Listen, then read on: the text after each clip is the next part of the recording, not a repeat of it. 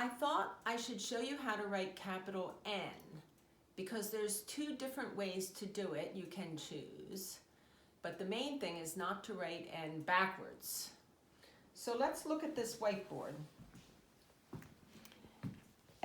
You see here's the roof.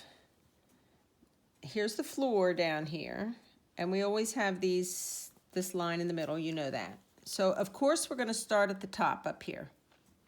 Now, one way is we could make a stick, stop at the floor, jump.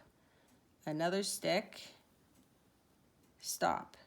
And that doesn't look like we're going to make H, but we go back to this dot and we make a sliding board.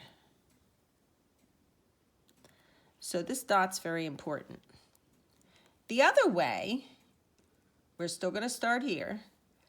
A stick, stop at the floor, jump back to that dot, sliding board, and up. So I'm going to erase. We'll just see that one more time. You could make two sticks. This is the starting dot. Down, jump, down, back to the dot, sliding board. Or, here's the dot. Down, jump back to the dot, sliding board, up. So that's two ways to make capital N.